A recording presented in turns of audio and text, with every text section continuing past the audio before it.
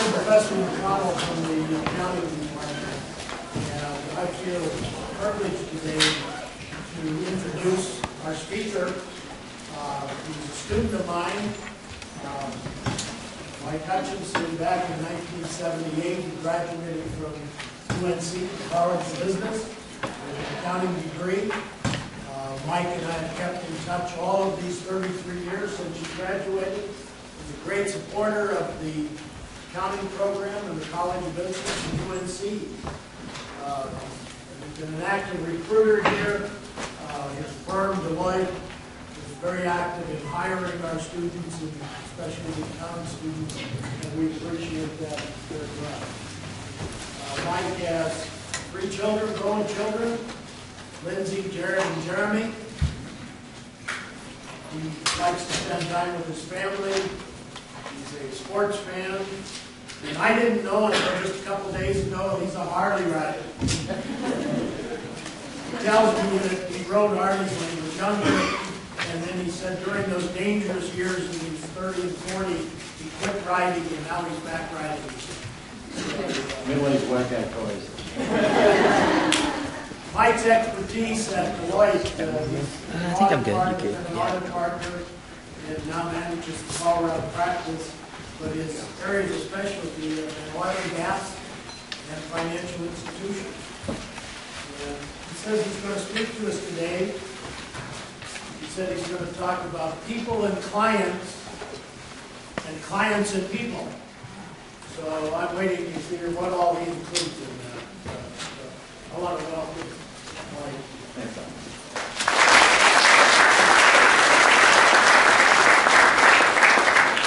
Well, I appreciate that. Is this coming across okay? You guys can hear me because I'm going to probably end up over here most of the time clicking some slides. But thank you for having me. And it's for those of you that were in the auditing class a little while ago, and then the little lunch we had.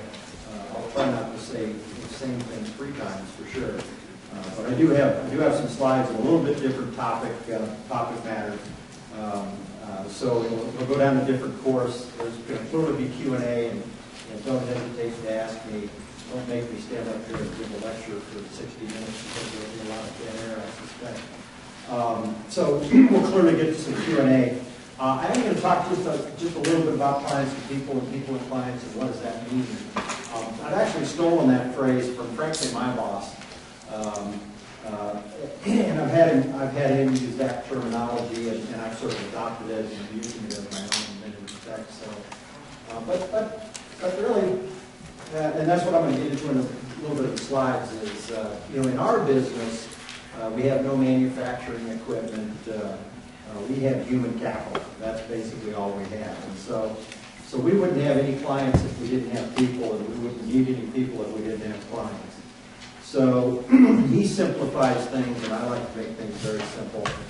And so, if you can focus and if you can think about it on a day in and day out basis in our business, and frankly in any business, if you can make things simple and then think about the actions that you take, and if they have a positive impact on people and a positive impact on clients, or a positive impact on clients and a positive impact on people, it's probably the right thing to do, certainly in our business. And so, clients and people and clients. In our business, it's competitive. In our profession, it's competitive. I love sports. I grew up, in the 9th grade, I figured out I wasn't going to play professional football. And after my first year at UNC, I figured out I wasn't going to play professional baseball. My dad was a CPA, and it's like, okay, well, I guess what do I do now? So I became a bean counter. All right. Now that's kind of my trying to be funny a little bit into introducing into it. I really enjoy the profession that I'm in. That's public accounting, and more specifically, performing test services or audit services for companies. But I do a lot more than that in terms of client interactions and board of director interactions and public society interaction and that sort of thing. And it doesn't matter where you go, you've got to have the technical acumen to deal with issues and that sort of thing. And with experience comes judgment. But we begin to learn people skills when we're really little, and people skills are huge because in most businesses, most professions, to grow the scale of your practice requires you to be able to lead and manage people. And so, if you're lousy at people skills, you better find a job where you sit by yourself.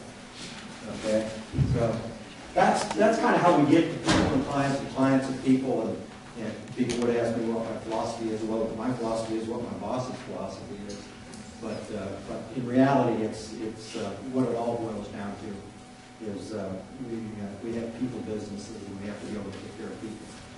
So let me click a little bit. The other thing I'm going to want to do was talk a little bit about transition from college life to corporate American. I've got a number of slides in that regard, but as I went through those, it kind of related to the whole concept around people and how you interact with people, how you lead people, how you engage people, how you manage people, how you supervise people.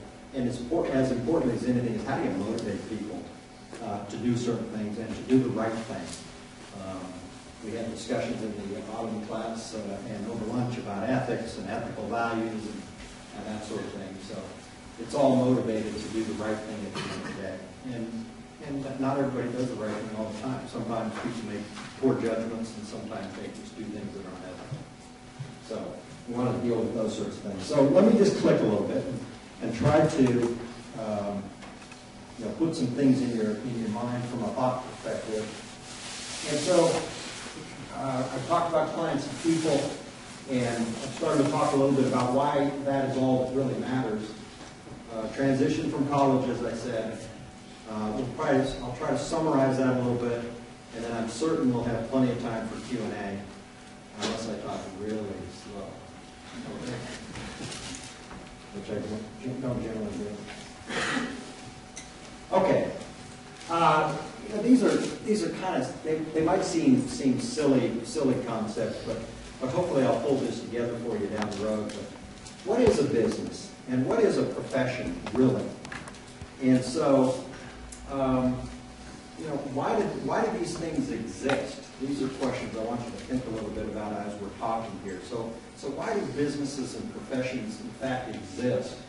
And can our society survive without those things? Can it survive without businesses, if you will? And I think the answer to that is yes, it could. Would it be better or worse? Those are the sort of things that you should think about. And then also, why are some businesses more successful than others? I would convey the concept that there is some luck involved. Some businesses are luckier than others. I've seen individuals join businesses that get swept up in the surge of the decade or something and become very successful, even though they may not have exercised some of the best business practices that they might have otherwise. So anyhow, what is a business? I want you to think a little bit about that. Why do they exist? Can our society survive without them? And why are some businesses more successful than others? So I'm going to give you a couple of thoughts, and then I may ask a few questions before we go into the transition from college to. All right. So my general thoughts would be, society is better off when we work as a team, and you'll have different teams that specialize in different things. And just think about the dark ages, I guess, when there was no collaboration and no specialization and the like. But to me, it's hard to imagine a society operating without businesses providing certain services and goods to different people. Very basic, probably seemingly kind of silly, but I think it sort of sets up what we're talking about. And that's when different groups focus on certain things and they specialize, and you obviously get you get sort of economies of scale, if you will. But we just function better, I believe, as a society, with certain businesses doing certain things and providing services for other people and the like. And so, you know, specialties have varying degrees of difficulty and varying degrees of value, if you will. And so that's why, you know, that's why our economy works as it does, in my mind, because certain people have chosen to do certain things, and the customers have concluded that this particular service or good is more valuable than this particular good or service. And so, you know, that's obviously very general in nature, but I use that to just make you think about business in general and why businesses exist and why some businesses might be more successful than others. And what I would conclude through all of that is, A, no business survives without a customer, and the only way you're going to attract a customer is if you provide a good or a service that they want, and that good or service has to be provided with a degree of quality and at a cost that is competitive with another service or good or provider. You know, you've been through a lot of classes up here, and you sort of understand business and Econ 101 and supply and demand and all that. But nonetheless, when you cut through all that, I get back to clients and say, you're not going to survive in a business without clients. I would surmise that our society is better off with businesses than without them. And then if you buy into that, and you buy into the concept that you've got to be competitive to attract customers, and you've got to have a good or service that the customer wants, that gets you the client piece of the equation. And then, you know, why one business is more successful than another, in my view, is A, either luck, which is a smaller percentage, than B, those companies that lead, motivate, challenge, provide developmental opportunities for their people than somebody else. And so it's kind of a winding road to get back to clients and people and clients. Did I make that point? Any questions? You know, in my experience at Deloitte and having dealt with numerous companies, there's clearly I'll give you a couple of examples, but there's clearly companies that I've interacted with where, you know, the CEOs or the controllers or the IT director or whatever, you meet with them and you talk to them and you interview them and you challenge their controls and processes and the like. And during the course of that, you're obviously having a dialogue, and you're meeting face to face, and you're interacting and sharing ideas and whatnot. And during the course of that, I always do, and I suspect you guys probably do too, to a certain degree, is you're sort of making a judgment and you're assessing that individual's, you know, technical capability in the area that you're talking to them about. But you also begin to form conclusions about their ethics and their values, and you also you know, you get a sense by talking to a variety of people in a particular department about those managers and or leaders of those departments and whether or not they're really motivating their people to excel to the greatest extent. And so, what I've clearly experienced in my career is you can once you sort out the luck. You can sort out the companies who are leaders and motivators of people, and those are the ones that are more successful than others. And so that also brings me back to clients and people and clients. So you know, you gotta get through your marketing class and your econ class and your statistics class and your accounting class and your history class and your chemistry class and whatever the case may be. You have to demonstrate proficiency to overcome those technical, intellectual challenges.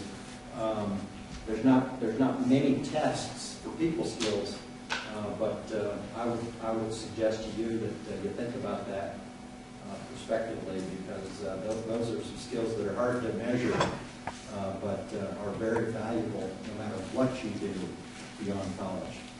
Okay? Make sense? And we all develop those skills from the time we're little, you know, infants through forever. We continue to develop those skills. Okay? So we can come back to that a little bit if you want to talk about that a little bit more, but that's sort of what my lead-in to this thing was.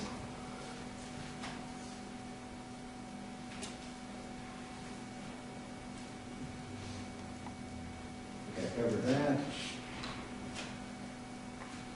So let me talk a little bit about the college to the business world. Talk sort of in phases, the transition phase, talk a little bit about the first job, work habits and rules of engagement, and these things are somewhat general, and they may seem like human nature to you. And if you think of it that way, well, that's good, because that tells me that that's as you would act in the normal course of business, and maybe how you were brought up. There's certain unwritten rules and certain success factors that I'll touch a little bit about, so bear with me.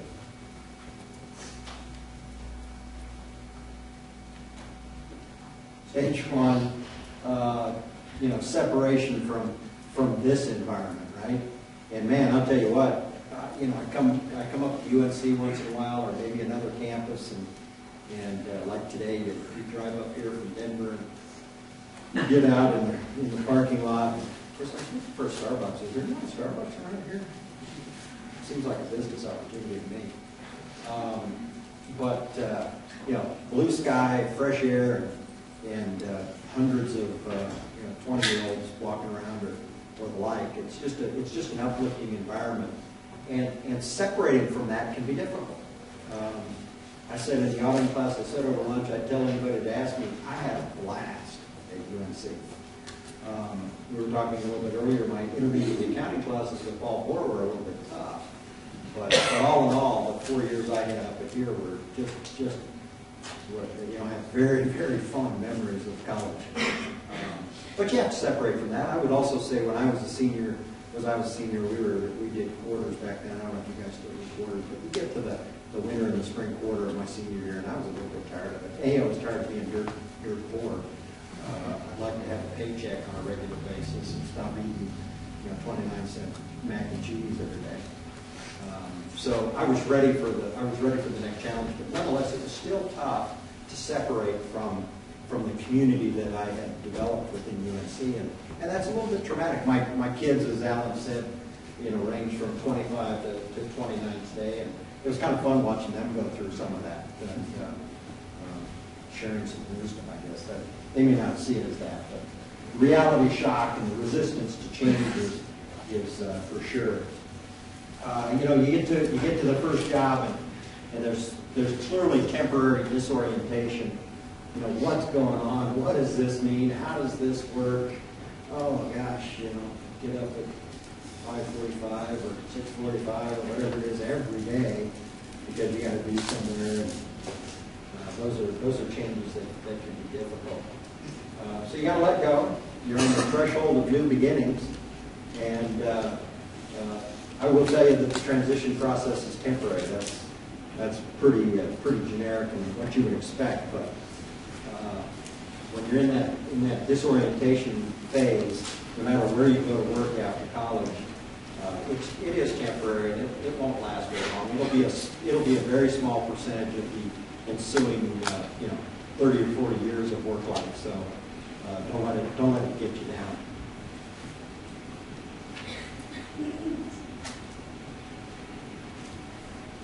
At some point, a few years down the path, you feel connected. You have a sense of integration with what you're doing. There's a sense of control, a little bit of balance, and you're starting to sort of come of age with that phase of your life and your career, and things come into a little bit better perspective, and not too it doesn't take very long really to get to that point in time. You'll look for years and years and maybe forever back at how nice it was to be in college. But nonetheless, you're not only looking back, but you're certainly looking forward as well. And we all ultimately tire of just going to class and then hitting bears in afterwards or whatever it is. Plus we could become professors, which wouldn't be a bad thing. That's the way it seems to me. Your first job, there's excitement, there's relief, some anxiety, some confusion, lots of emotion. There's a lot of adjustment. There's a corporate structure and informal settings and that sort of thing that you need to learn and sort of pay attention to.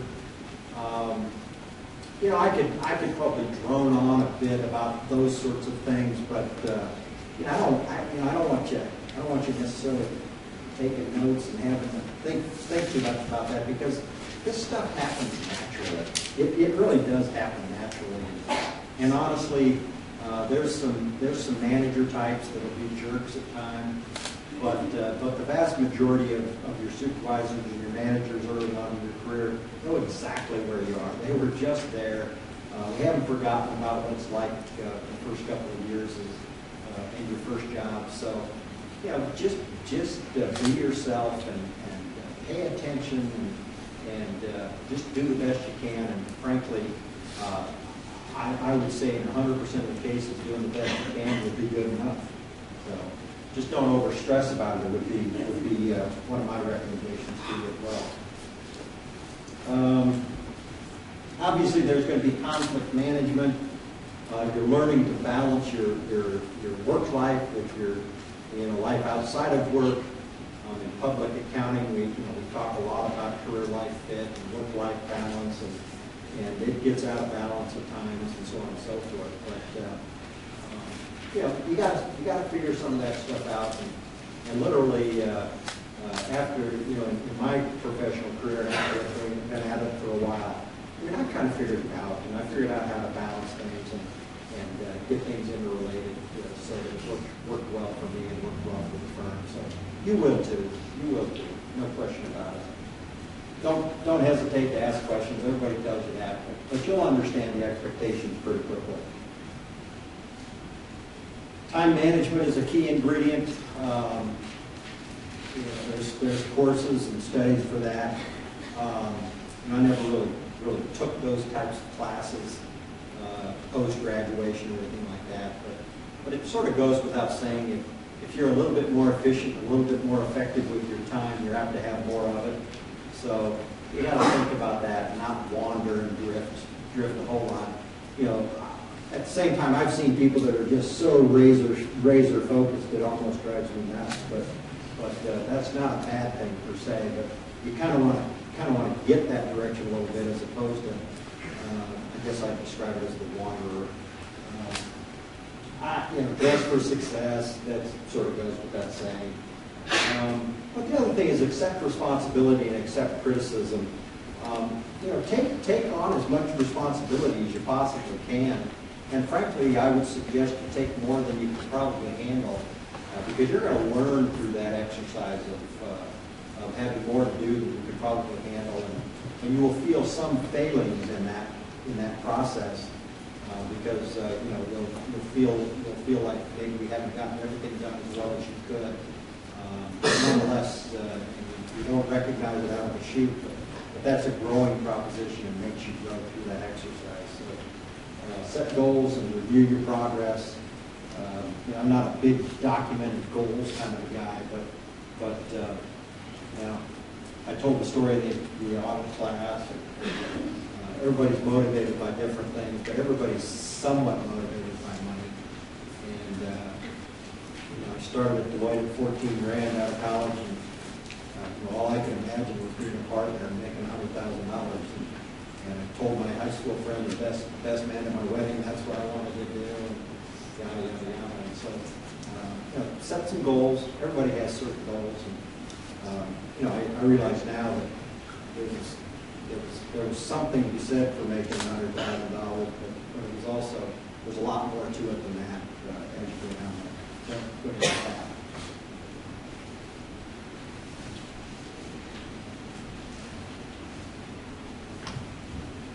Anybody have any questions about being a team player?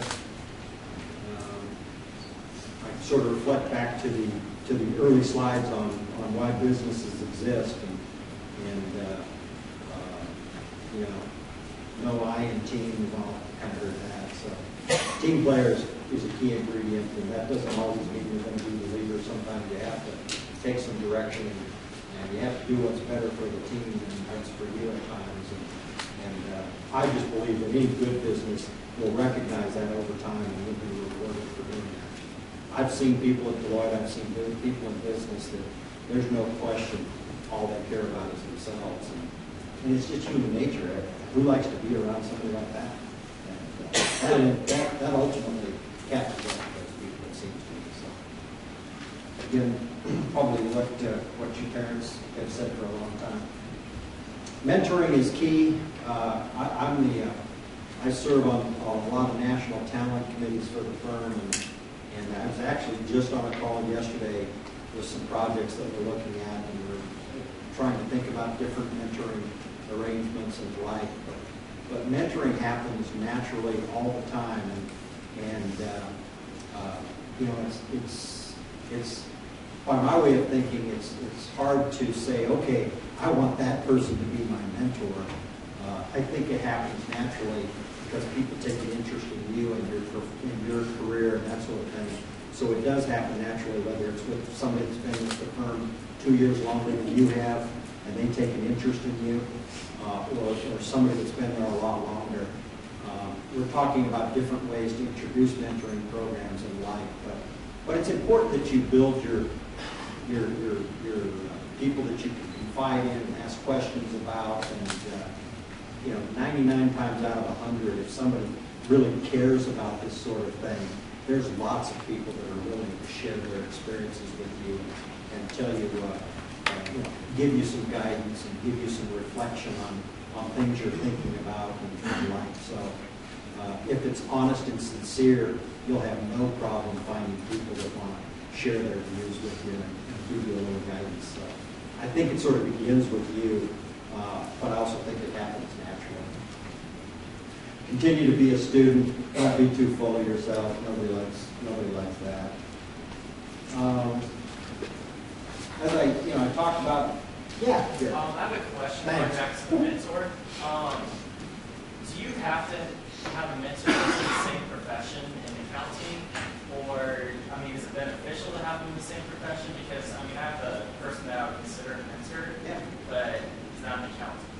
No, I think you'll have some mentors in the company that you work with, but no, my dad and my mom are mentors, right? So it's anybody that takes an interest in you personally that will give you their views. It's generally somebody who's more experienced than you, but it doesn't have to be. Your peers could be your mentor as well, but naturally speaking, so. No, I think you're going to have a lot of mentors in your career from a lot of different directions.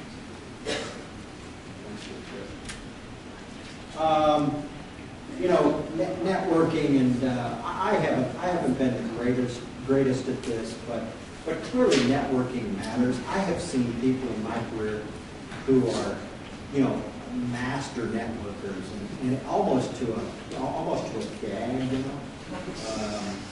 But nonetheless, if you do it with sincerity and interest in learning and developing, it's pretty powerful. But that comes down to people skills, right? You'll see a slide here that talks about work in a room. I kind of hate that term because it seems so contrived. But how are you in a large group of people that you've never met before in interjecting yourself into conversations and having something to contribute to that conversation? It's a hard thing for a lot of people. I'll tell you what, I see a lot of people come through Deloitte who are really smart and outgoing and all that sort of thing, but really some of the networking skills and that sort of gets over into practice development, business development skills. That's something that can be developed and learned as well with some practice. So it's just I think it's really sort of a key ingredient, certainly in our business where we don't have any widget manufacturing. The only thing we sell is ourselves. So think about those skills as you're developing during college and afterwards. So, the FAC at 3 o'clock, I don't know if you guys still do FACs on Friday, but those are networking skill opportunities. And, you have to have a variety of those networking events. But they're all valuable in your people skills and all.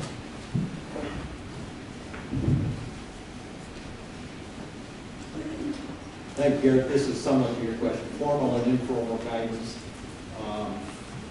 Establishing a foundation of people that you can trust and rely on and talk to on a regular basis is clearly a value as you enter the business world.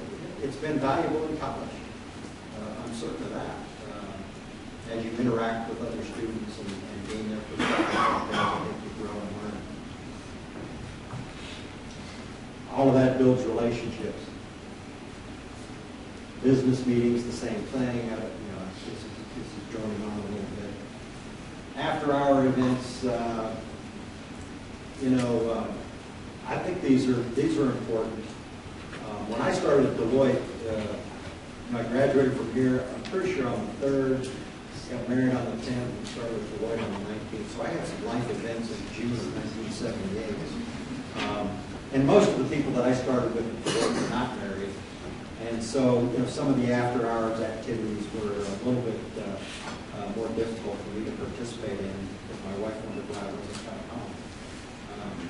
But some of that, and within balance, makes sense because you're developing your network, you're learning from your peers, you're sharing, you're bonding, all the team stuff. I see it looks like the soccer team is here or something, but it's that team atmosphere, that connectivity that we'll get through a lot more as a team than we will individually. So.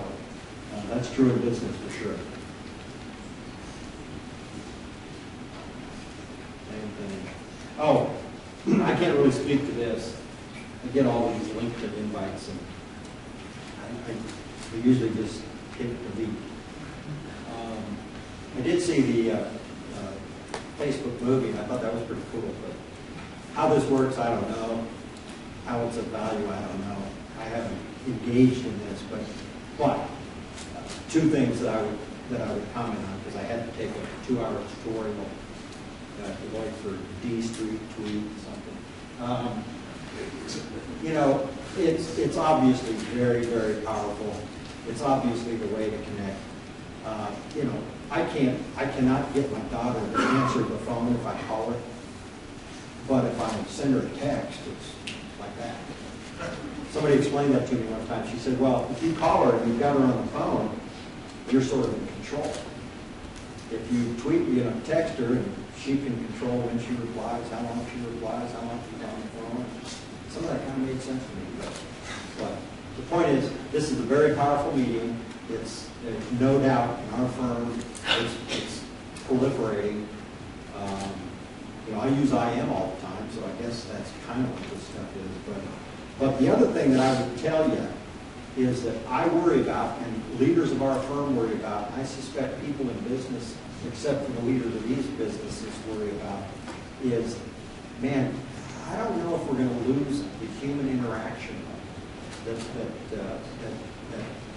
doesn't happen with this. There's obviously communication interaction, but the eye-to-eye interaction, I don't know, you guys, I'm sure you guys probably think this is great, and I think it probably is, but I worry a little bit long-term about what this does to human relationship and interaction. That's a big concept, right? Somebody will figure it out well after I'm gone. But particularly in our business, and I would suggest in any business, that personal interaction is really important. And I can tell you that I can read body language that tells me that somebody doesn't understand the question I'm asking, or they have a different view about what I've just said. And I don't think you can pick that up through email or IM or Twitter or tweet or whatever. So think about that, worry about that a little bit. I don't think we'll ever see that in our firm being how we interact with our clients, because we've just got to have personal interaction.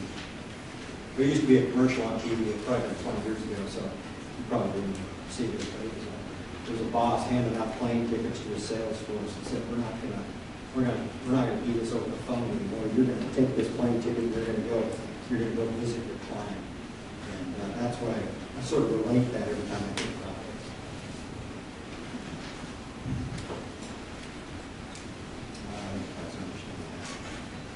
So, you know, understand your company culture. That's fairly generic. But there are distinct cultural differences from one business to the next, and they're sometimes subtle, but I think you can pick up on that. And you know, it may not be the culture that you think is right, and you really can't tell it. You really can't tell it 100% until you've been in it in a while. We go through recruiting, and I'm sure the accounting students think about the different Big Four accounting firms or the little firms, and they draw conclusions about culture and that sort of thing. And they're probably right many of the times, but you really can't know it 100% until you've lived it for a little while. And maybe you can shape the culture some. Politics in the office, everybody understands that. So, I don't know where we stand time-wise, but I'm going to summarize this a little bit, and then maybe we can try to get into some Q&A. We didn't plant any questions, which is always a mistake when you're doing these things. Just to get it going, so I may just have to point at somebody and ask them a question. At the top of my summary list is attitude. And I don't necessarily need to go through all the rest of these things, but this is what we've just talked about. And it's amazing to me in business. I just love being around people who are upbeat and excited and really do enjoy what they're doing.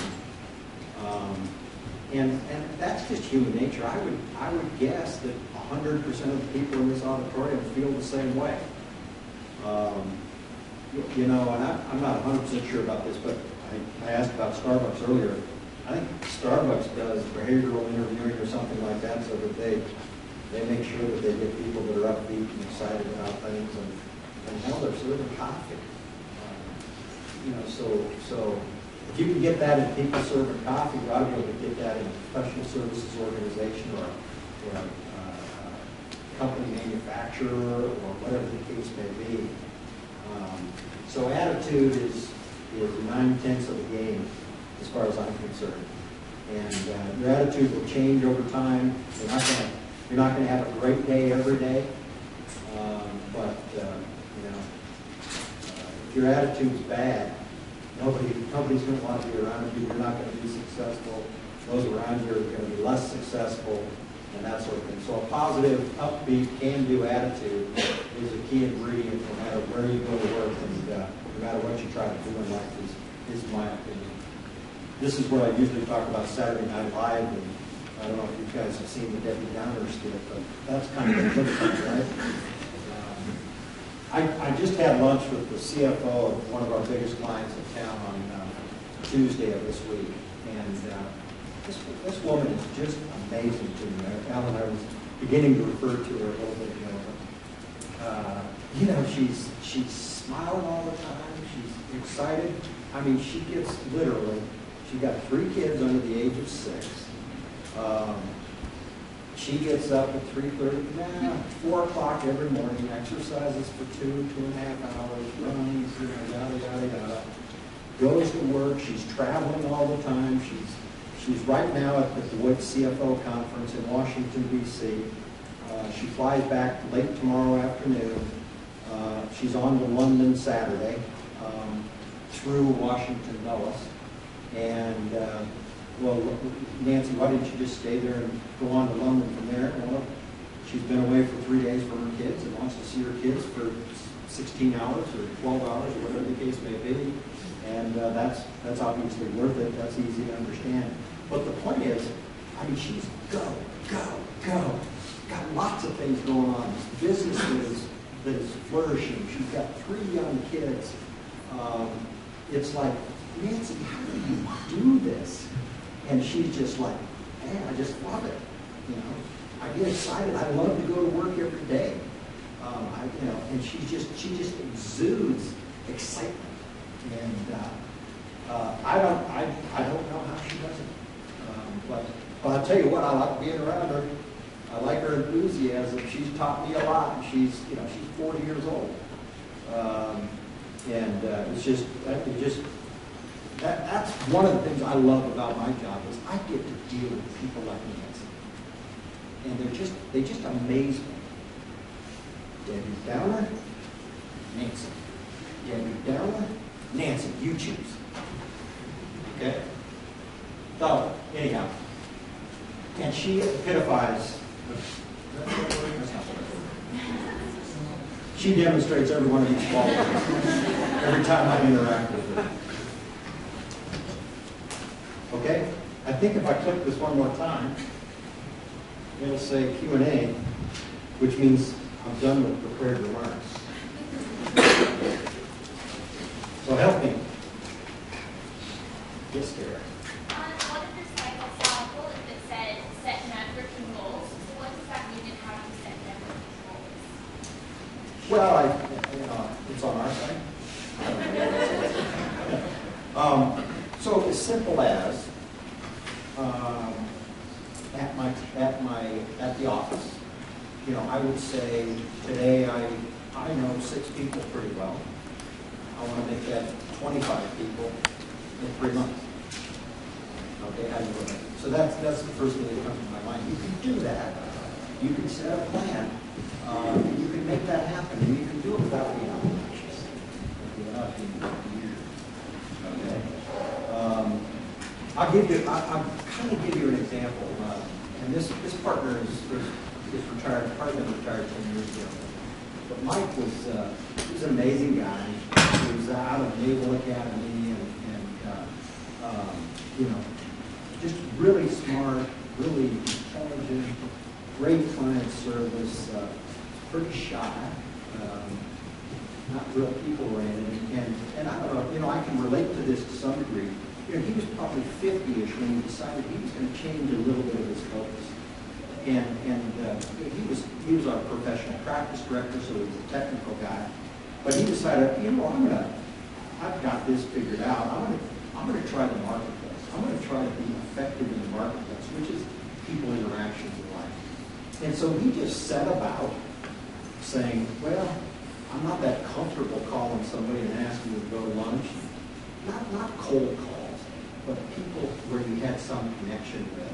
But did you otherwise wouldn't call and go to visit with? That's the beauty of most businesses, certainly ours. You got a Deloitte credit card and pay for the lunch to do exactly that. So he just set about that.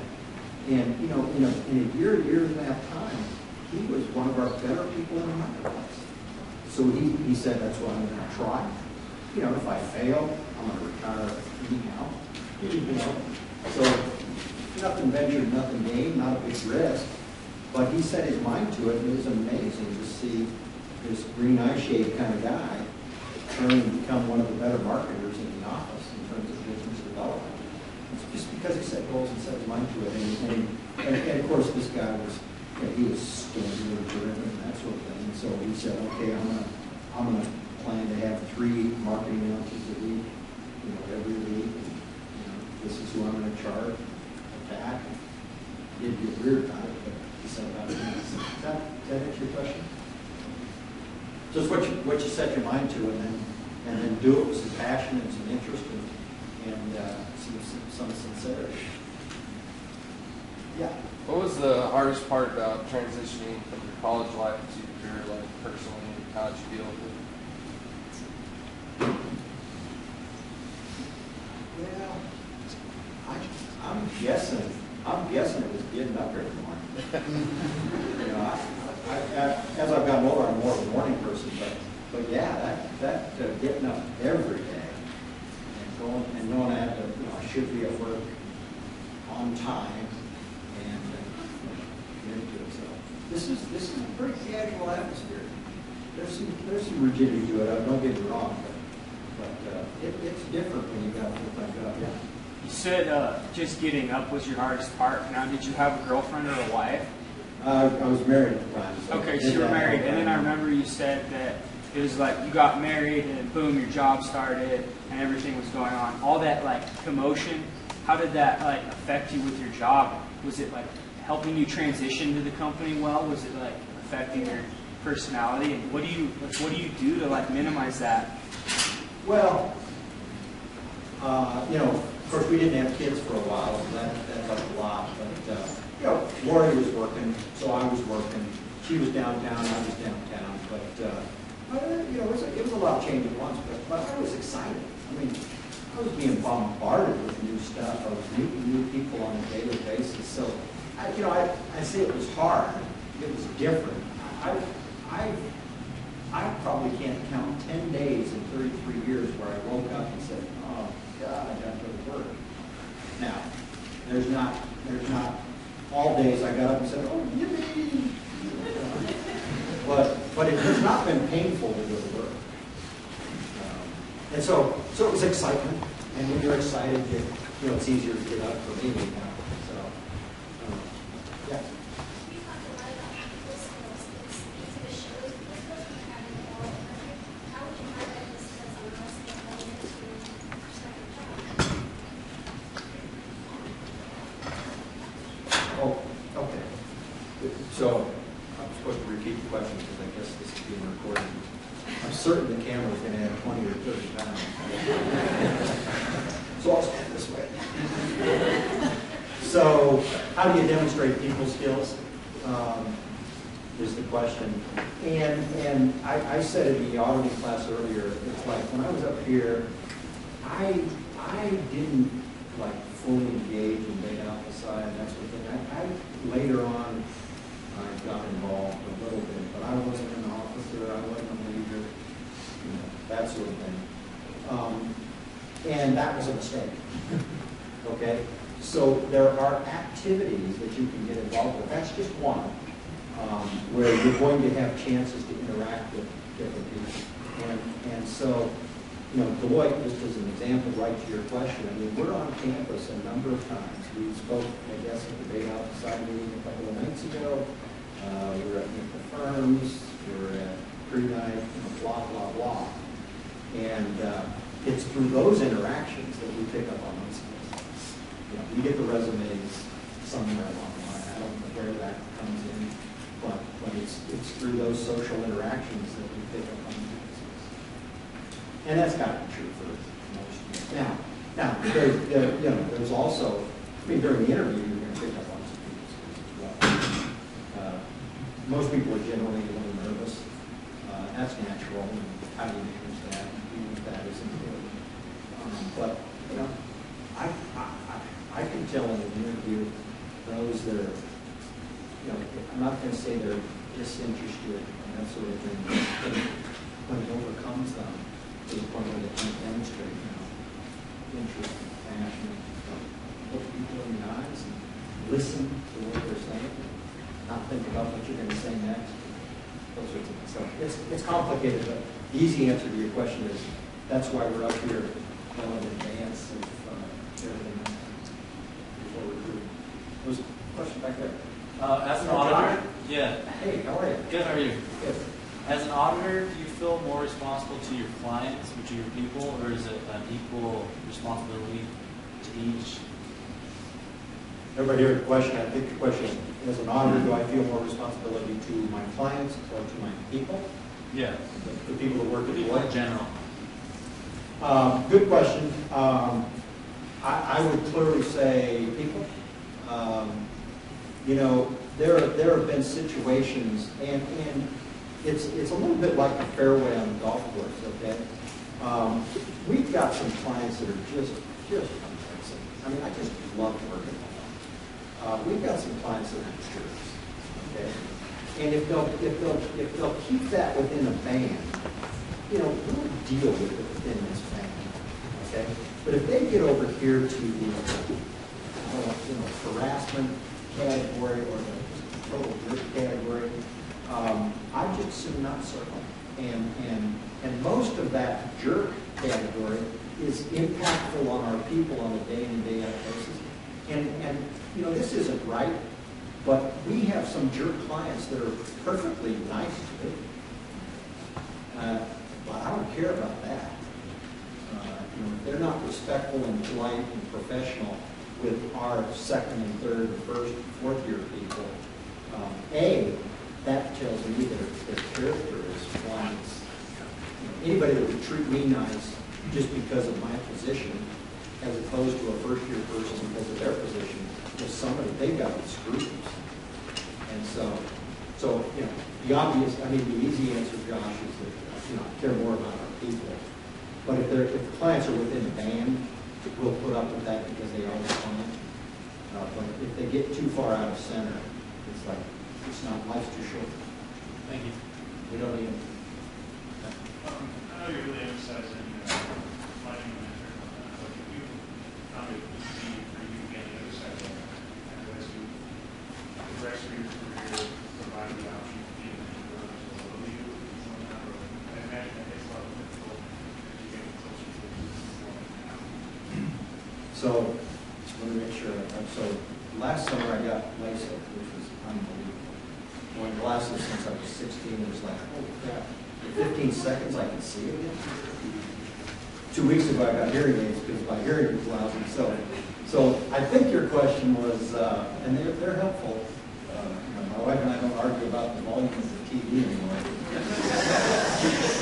But I think your question was, so have I've been mentored and I've been a mentor, and kind of what are those comparisons?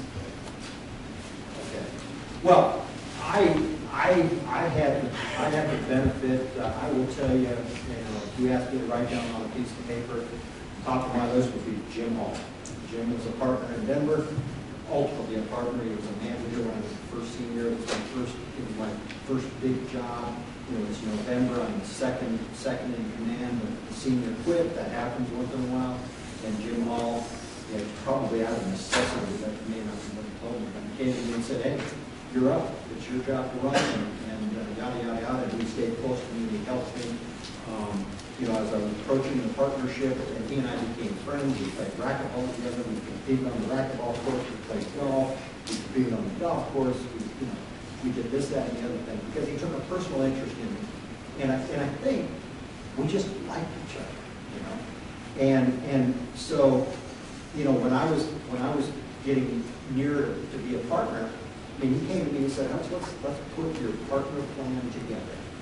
And we sat down and we sort of charted a 2-year course on a few sheets of paper and what it is I needed to excel in and think about and work on and yada, yada, yada.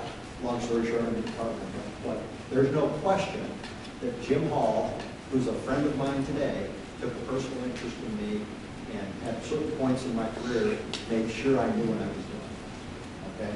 So I was a mentor, or I was a mentee, I guess. I'll never forget that. I owe a lot to Jim Hall. He's an amazing individual. Pete Jensen was the audit partner in charge when I was coming up in the firm and became the managing partner. I will never forget one Saturday I was in the office working on a tax accrual. Back in the days when the actual auditors thought about taxes and how the accounting for taxes worked. And I was really struggling with it. And, Jensen was in the office and he'd going over here or something, was walking by and say, "Hey, Hutch, how you doing?" And I said, "Oh, shoot, I'm working on the tax accrual for American this year," or something like that. And it's just, and I'm not sure I get it. And Jensen, the partner in charge at that time, I'm like the second year. And he reached over, it's Saturday, about 10 o'clock. And he grabbed a chair from the cubicle next to it, and he pulled it over and he worked with me for like an hour. And he looked at it, talked about it, showed me. He said, "What do you think? Do you understand?" Yada, yada, yada. And he did not wake up that Saturday morning planning to spend an hour with Hutchinson talking about the tax code of American Infant. But this was 30 years ago, gang. I remember it like it was yesterday. So those are, in Deloitte we call them moments that matter. Those are mentoring moments that matter. Somebody cared about me, cared about our business, and did something to help me that he wasn't otherwise intending to do. And I'm sure that got him home an hour later than he otherwise would have, because he still had all his other stuff to do. So those are memories that stick in my head like they were just yesterday from having been mentored. It's harder to talk about situations where I'm mentoring people, but I'll tell you what, I think about those situations when I see people and I think about what they're going through, and if there's anything I can do that's important during the course of the day, is to help our people succeed, and not what I need to do. I forget that sometimes, but that's a long-winded answer to your question. Moments that matter. All the networking you do, how hard do you work to maintain these relationships with people that you don't see on a regular basis? Well,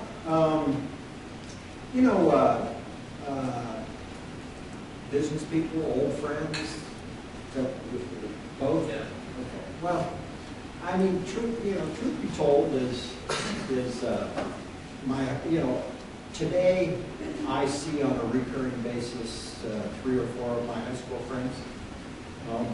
I see them regularly. Regularly. Yeah, it might be once a month, once every 2 months, but every time we see each other, we rekindle things and that sort of thing. So I might run into the next 15 people on my list from high school or something every once in a while, but we don't make it happen. Okay. So that's how that's kind of how my high school stuff works. Same with my college friends.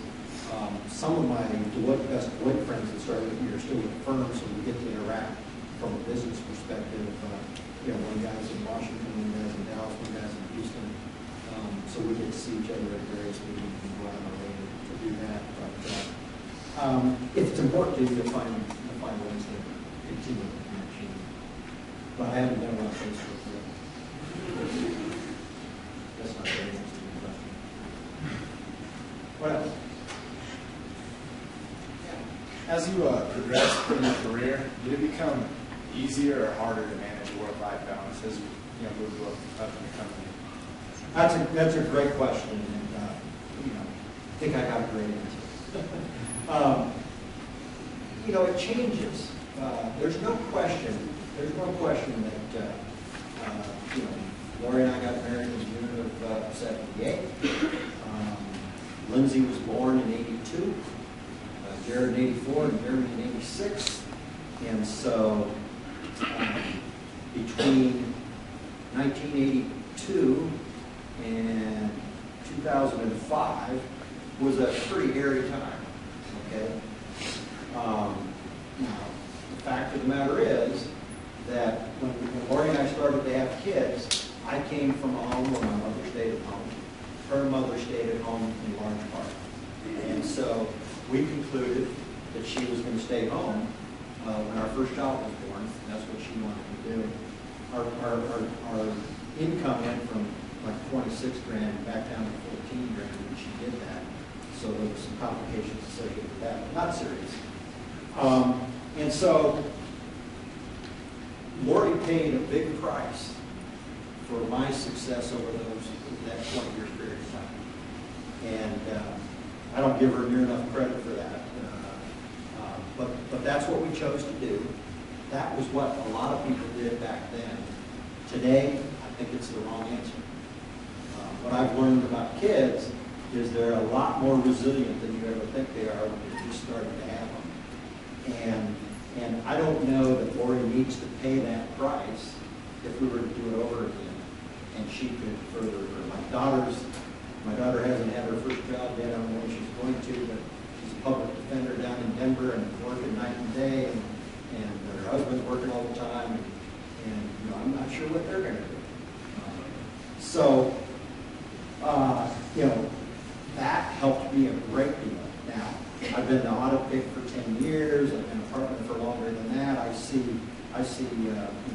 women in particular, that it's not germane to women. Men deal with this as well, but predominantly women. They get to where they want to start having kids, and it gets really complicated. And I spoke about Nancy before. She's 40 years old, has 3 kids under the age of 6. She waited a while before she had kids.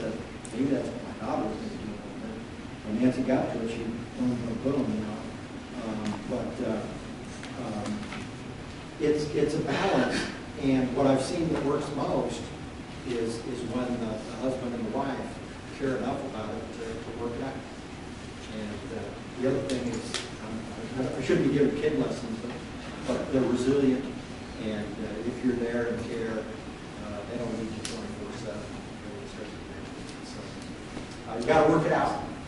But if I were to do it over again, if Lori was standing up here talking to you, she would tell you she would do it differently as well. And so I think what a lot of working mothers today or parents are doing today is the right answer vis-a-vis what we did starting at age 2. Okay? Yeah. Okay, so you're starting to question me. My husband's going back to school, and going back to the workforce. I've been led to believe by various people that my age is a disadvantage because of these things you're mentioning. I have been able to trying to go back to the word that I can't work other people that are younger than me and things of that nature. How do I have that many people know that's not a teacher? Well, I mean, clearly I applaud you, number one. But number two, you're going to be just fine. You're going to find the right employer that thinks about that. And you're going to flourish. Is it going to be easy? No. Is it easy for anybody? No. Has it been easy for you so far? No. But you've obviously got the drive, the passion, the motivation to work. And you'll do it. So, it might sound like you can't answer that, but that's the truth. That's the truth. And, whether you're 24 or 44, it's not that it be my age that I start to slow down. I don't get as much done as I used to. But you've got a long time before you have to worry about that. Take one more question, and then we'll run out of time. So we'd like to get the last question. Oh, somebody. Back here. Now, obviously, when you walked through the doors back in 1978, there were a few other people who just graduated from college and were employed by the same company. A year or two later, how many, on a percentage basis, are still there? And what are the principal reasons why they're there? It's a great question. So I started with the Deloitte Audit practice in Denver in '78. There were 25 or 6. I'm pretty sure it's 26. And interestingly enough, 13 of those were women in 1978. It surprises me a little bit as I reflect back on it. It was factual. Today, there's 4 of those people that are still around, which is unusual. It's unusual high.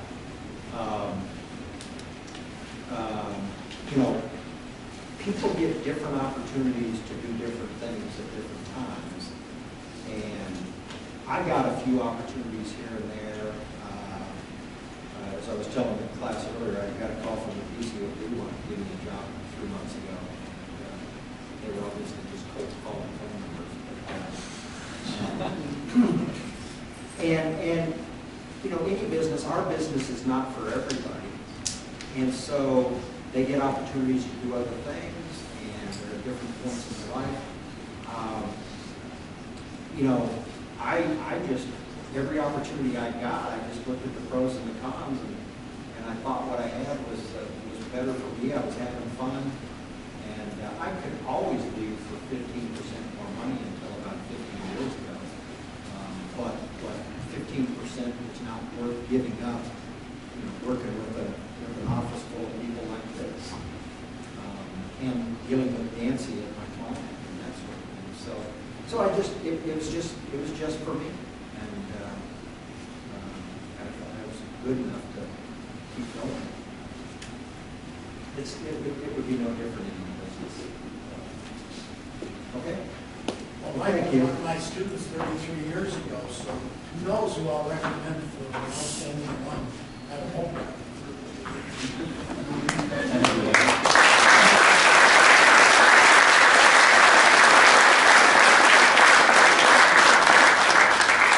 I'm Karowski, the director of the Executive Freshman Program.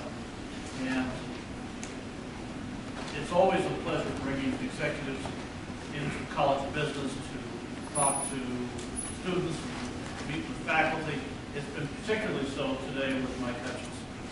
What Professor McConnell did not say is that one of the other reasons that Mike Hutchinson is present on campus today is because he is being honored tonight as a distinguished alum as part of homecoming by the UNC Alumni Association and the UNC Foundation for his work both at UNC and for his accomplishments in the business world. So we're delighted that both as a distinguished UNC alum and as well as coming to serve on campus, that Mr. Hutchinson spoke today to Ron Reed's auditing class. And it's interesting. We usually think of accounting as a technical subject.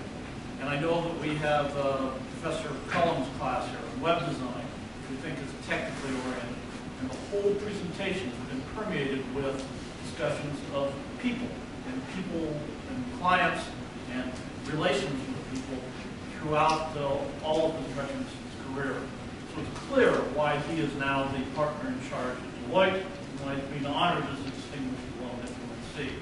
In honor of that, at least for his participation here at the College of Business, we have designated Mike Hutchinson as a visiting executive professor for his services today on September 22nd, 2011. Thank you very much for your service.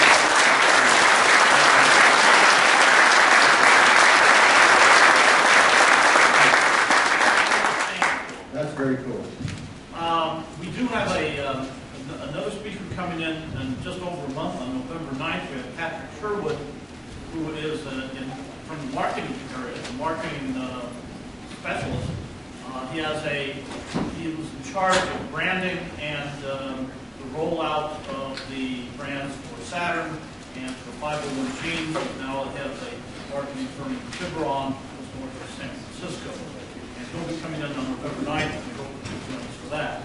This afternoon, we have a reception. We got the chance to network and share some of the personal stories with Mr. Hutchinson downstairs in the student lounge.